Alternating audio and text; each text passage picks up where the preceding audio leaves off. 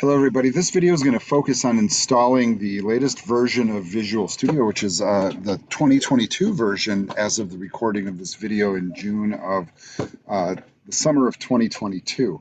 What version of Visual Studio that we use is pretty important. Under the hood, there might not be a lot of fundamental differences between the versions, but there's always updates to the interface, and then also with the subcomponents. And what a lot of people don't realize about Visual Studio is every time there's a major program version release of Visual Studio, it matches the major releases of Windows. And the reason that this is important, of course, is because what this tells you is this is the tool that Microsoft uses to develop their operating systems and most of their applications. And so with the 2022 version being released, and of course it came out a little before 2022 officially, it matched up with the release of Windows 11. And that's kind of like the milestone that goes with it. For the Windows 10 version, they had both 2017 and 2019 that came out. Windows 10 went through a couple of iterations in the process. They should have had a number update along the way, but they didn't.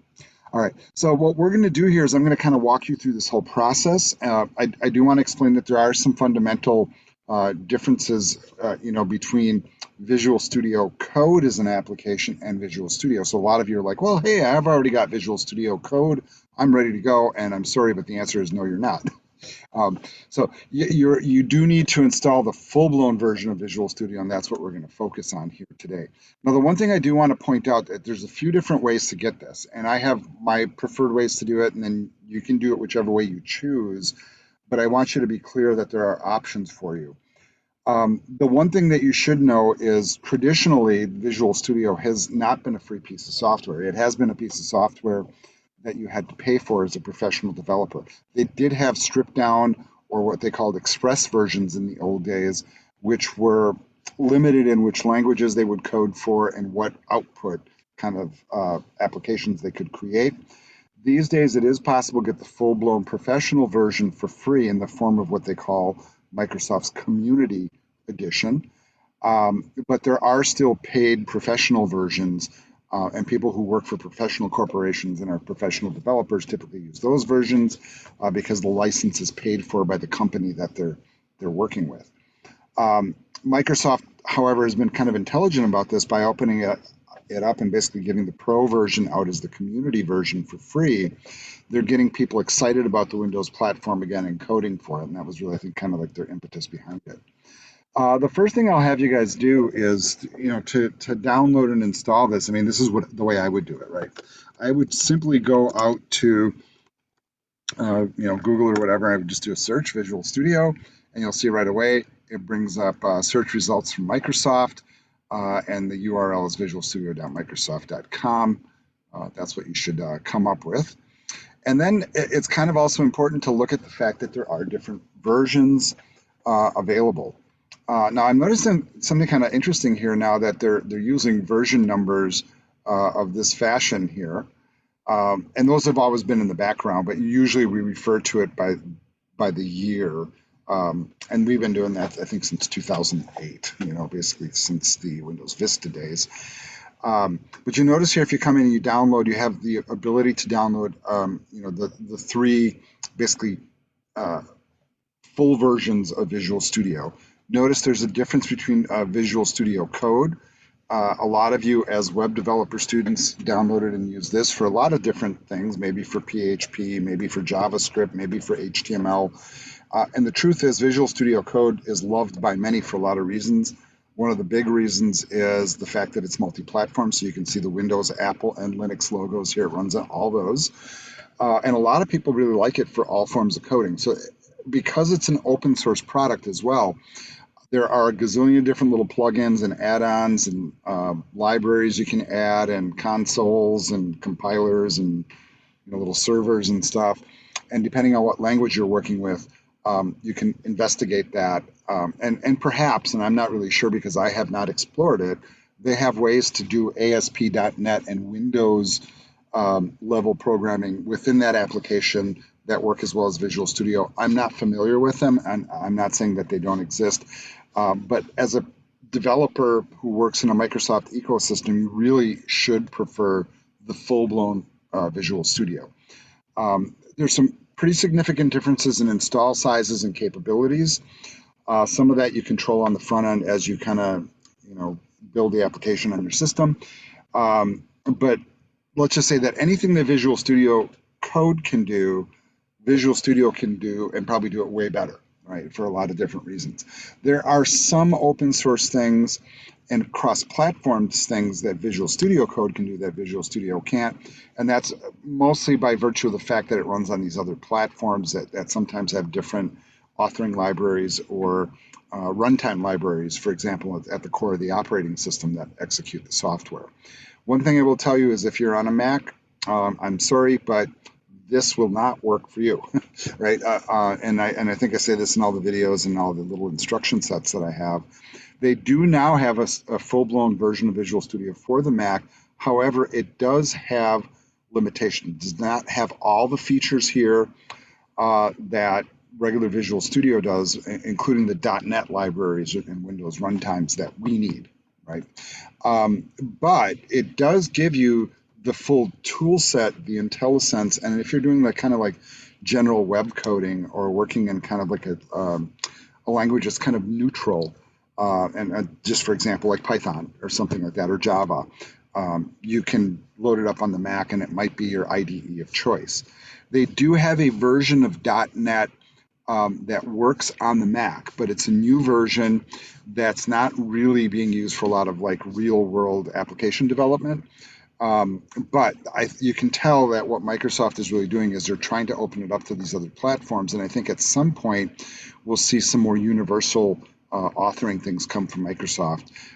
The one thing I will say about Visual Studio, and I've thought this for a long time, it is probably the best IDE out there. The only other one I've seen that kind of comes close in my mind is maybe IntelliJ by JetBrains, because that's kind of like a similar product by them.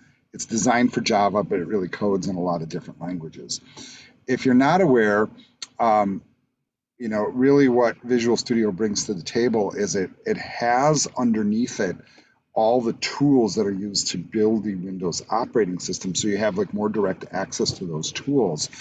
But in addition, it really tries to focus on a couple of key programming languages. And the key one that Microsoft uses, aside from what we call the .NET libraries, which you see listed here, they have a language called C#. And it's not C++. I see they list C++ here, but C#, which is like the pound sign symbol, which is Microsoft's variant of the C language, and really is the preferred one for most modern Microsoft development. All right, so if you're going to come here and download a version, my recommendation is you can download any one of these three, but the community version will stay free forever, right? And that's a pretty good feature. And not only that, the only cost of entry for that one is signing into whatever Windows account you have. So if you have like an Xbox account or maybe a Windows account that you use to log into your PC, you can use that basically to unlock or activate the community version. Now, I have a couple of Microsoft accounts. So I have one through Gateway for my Office 365, and I also have a personal one attached to a personal email account, and I can use either one in that environment, and it works. If you do download the professional or enterprise versions, be aware those are actually trial versions, and then you need a license key to unlock it. Now, here's kind of the secret sauce. As a student at Gateway, you can get those license keys if you want professional or enterprise. They are functionally the same product. The only difference is that enterprise is really meant to, for people working in large organizations in team coding environments. So they have tools in there where you can have multiple people working on the same code base all at the same time in the same application and share things in real time, right? And that's not going to be us, right? So that's not one I would suggest you install. If you are in Gateway's software developer program, that is the version they have you install because they do get into some of those features that we don't. So you could go for professional, but once again, as you see, as I hover, right, it says free trial for individual use. This one is free trial for organizations. Now, if you do get this one, I do want to show you how to get the license keys for this before I go through the install process. So let's go back to the course shell really quick.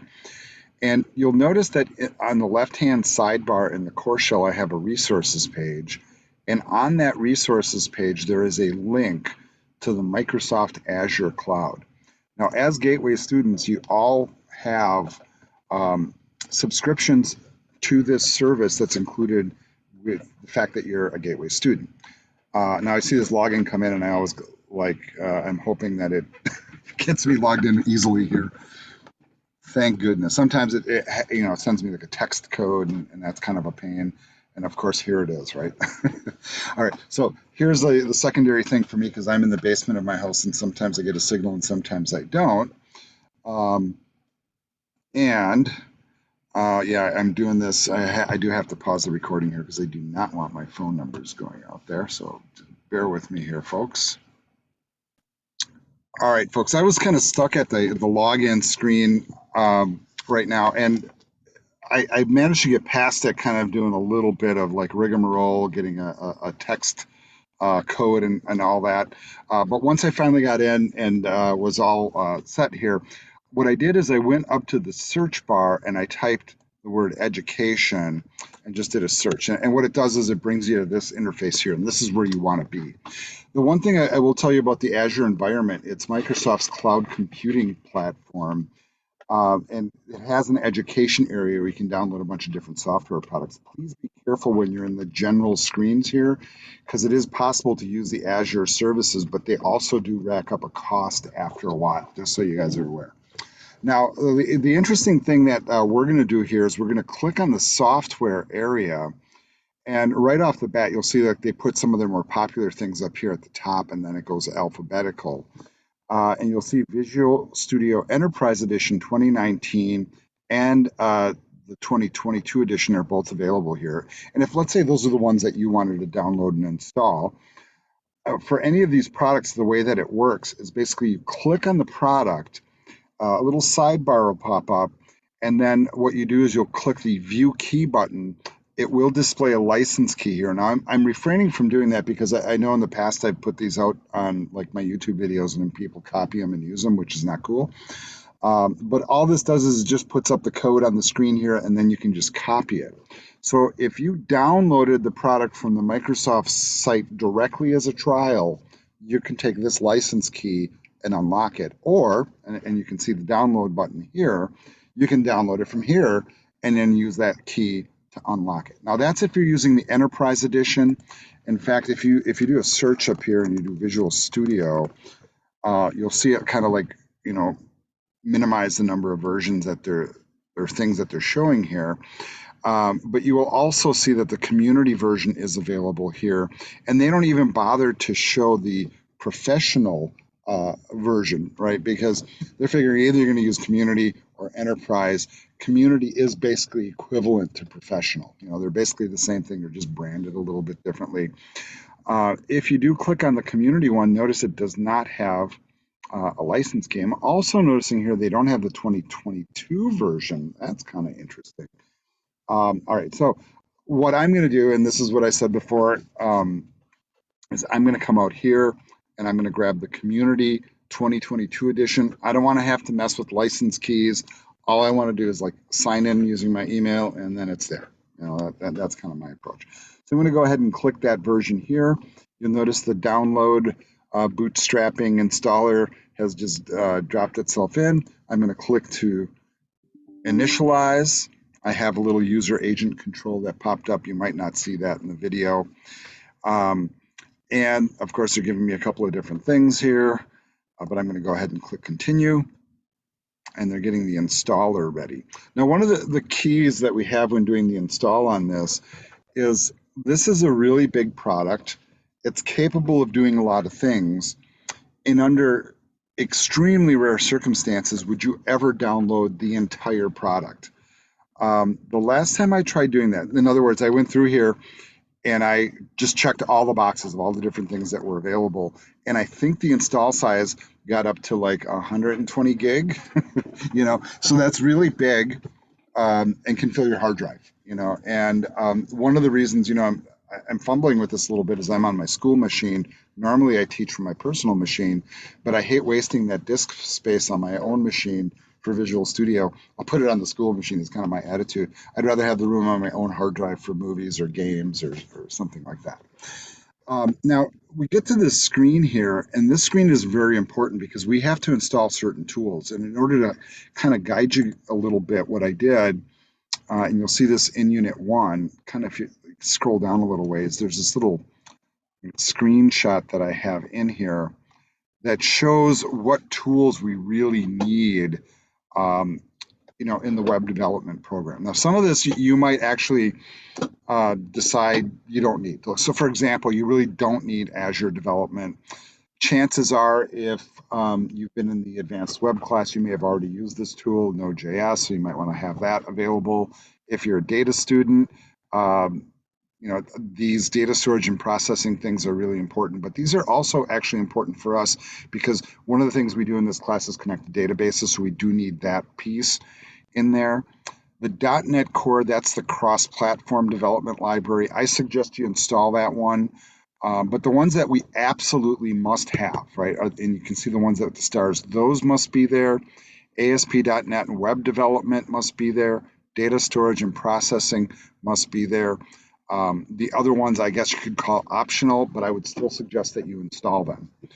You will notice from the interface, as I kind of bring it up, and maybe the smart way to do this is I can keep this off to the side here and the installer just kind of hovering above it so I can look at it.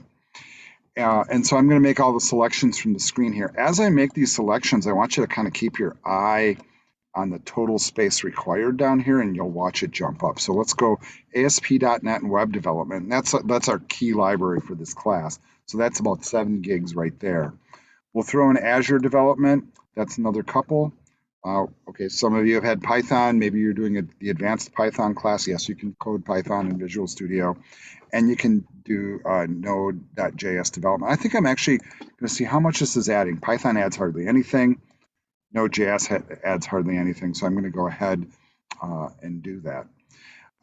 If you're doing mobile development, and some of you have maybe taken the mobile class or are currently taking the mobile class, it is offered this summer, you probably already have this installed.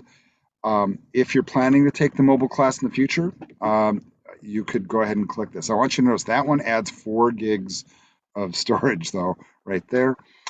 We do need the .NET desktop development libraries too. It doesn't really add a lot.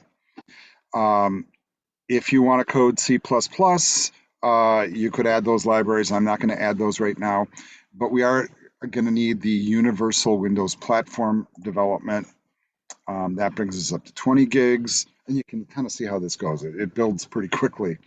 If you take game programming here at Gateway, Unity is available as well. We are going to go ahead and click the data storage and processing. And then I'm always tempted to install this one too because it really doesn't take anything. So I'm going to go ahead and add this one. I usually add Office and SharePoint development because it gives us a couple of capabilities that are very useful. And I think that's all the ones that I'm going to add right now. All right. So just to kind of a refresh here, and this is kind of what this does that's kind of nice, is it gives you a list of all the things. So these are the things that I selected. Then this was the list that I suggested before. And it probably better off going with the suggestion, but if you're doing things similar to me, like if you're doing some Python stuff, you're doing some Node.js stuff, you can throw them in. It didn't really add a lot to the install. So I'm going to call this a good list. And then I'm going to go ahead and click install. And I want to show you, this is really kind of interesting. You can either download it all and then install, or the choice I'm going to stick with is install while downloading because it does speed it up quite a bit. I'm going to go ahead and click install. I want you guys to be mindful of what time it is right now. It's 7:32 p.m. And I'm going to hit install and we'll see how long it takes. If it seems like it's going to take a while, what I'm going to end up doing is I'm just going to pause the video and wait. So here goes the install. I will mention that as this begins, um, and I think this is kind of interesting. Um, you know, I do have a previous version installed. So I have the Visual Studio Community version 2019 present. And yes, it allows you, if you want, to keep it in place and install the new version side by side. Now, in reality, they're really both kind of the same product. They share the same code libraries. And in fact, I would anticipate that some of the code libraries that this would normally download for Visual Studio 22 are already there for 19. Maybe they need updating. I'm not really sure. So it should really make the process go a lot faster. We're already almost at 10%. That's pretty darn quick. You can see my transfer rate is pretty good. I'm over at 100 megabits a second right now, which is pretty respectable for a sustained download on a network where I'm sharing it with other people. If you do have a previous version and you're switching to 2022, I would say with caution remove the pre-existing. Really, 2022 should be able to work with any code developed with any version of Visual Studio preceding it. But sometimes there are some quirks where people keep the older versions. From what I understand from some of my compatriots here, fellow instructors basically that have already been using 22 in class, that the differences are very superficial on the front end, and the interfaces are basically the same as the 2019 version. The 2019 version did see a major interface change in some of the application creation dialogues, but they were pretty easy to learn actually, and I thought it was actually easier than the old interfaces. But it does give you different screens than what you see in our book, and that's like a big topic in my videos as you guys watch. Um, the other thing, I would probably suggest is, because these do take up quite a bit of disk space, I happen to have plenty on this machine, so I'm not too worried about it. But I normally would probably uninstall 2019 once I was sure that 2022 was working okay, and not the other way around, right? I wouldn't want to uninstall something that's working, install something new, and then have it be broken. And really the strategy of like, there's a lot of shared libraries. There's no reason to kind of like reinstall the same sauce, or whatever again. So why do that? All right, I think I'm going to go ahead and pause. You can see it's going pretty quick here. Um, it's only been going for what, 3 minutes already, and we're almost halfway through. So I am going to pause the video and I'll come back. All right, the recording here is starting again. Um, as you can see, my download's just about complete, and it is a simultaneous install and download at the same time, which is a very clever strategy. And it's been kind of like sailing along super fast. We started, I think, at 7:32. It's now 7:40. It looks like the download is complete in less than 8 minutes, at least on my connection. And then you can see that this is proceeding. So I'm just watching the install happen, but we only have 22 packages left to install. That's pretty darn good considering how big of a download this is. So I'm going to pause once again while that finishes up. All right, it looks like my install is finishing up. And right, you're at 99%. I said this might take a while, as typical, but my progress meter went from 72 to 99, like kind of instantaneously. So I'm just watching that last 1% finish up. The box is checked, so it should start up after installation. So we'll let it kind of finish its thing. I can see here they have like a new animation for their install, and then maybe this is a Windows 11 thing where it's like showing like something's happening in the background here, which is helpful. I'm also noticing the icon is a little bit more updated.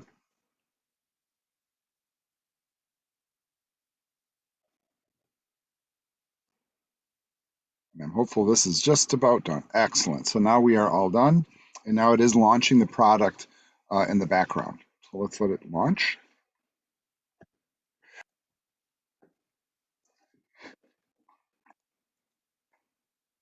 All right.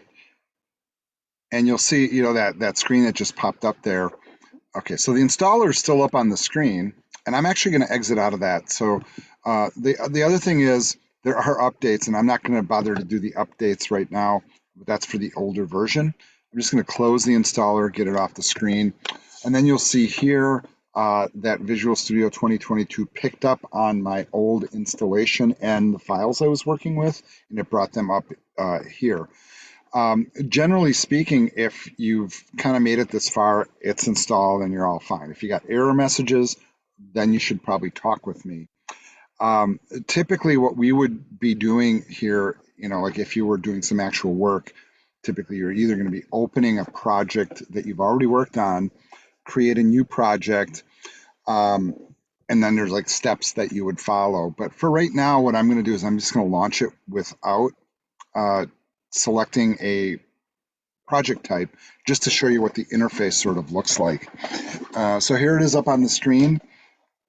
And like a lot of IDEs, it's got some pretty complicated menu structures and stuff, and all these different sidebars that pop up. For those of you coming from like the Eclipse world where you're learning how to do Java, and your package explorer is on the left, in Visual Studio we have a thing called the Solution Explorer, very similar type of tool, and it appears on the right along usually with the properties panels and the server explorers and other tools of that nature. Typically, when you're working with a project, you'll have a big code window that pops up in the center, and then various toolbars and output windows and other little mechanisms. That's all covered in the other videos, by the way. But if you can get this far and the product is up on your screen, you're probably fine. You will notice that I am signed in, and it picked up my sign in from the other IDE. But if you get a screen that pops up that asks you to sign into your Windows account, you should do that. And it gives you a couple of benefits. If you use your Gateway account, if you're all hooked up through that with Azure and everything, it also gives you a file storage location that you can use online. This is also fully integrated with GitHub if you like to use that tool. That's also a Microsoft product now, but that's just something to be aware of. If you are not signed in and it starts bugging you, you can always come up to this little icon here and sign in. And yes, you can switch accounts midstream, but their price for free, folks, is basically you have to be signed in. With the enterprise versions, you're still signing in anyhow, but that's a fully licensed product. Lots of things to learn about this product, so I'm not going to kind of like get into that here. But if you get any problems with the install, just contact me and I'd be happy to help you out. Now that you have the product up and ready, then it's time to move on to the next videos and start digging into chapter 1. Chapter 1 just basically goes through like the introduction to the technology and does a really quick little build of a sample project just so that you can see that it's working. So follow that video for those steps. Otherwise, this video ends here, and good luck with your install.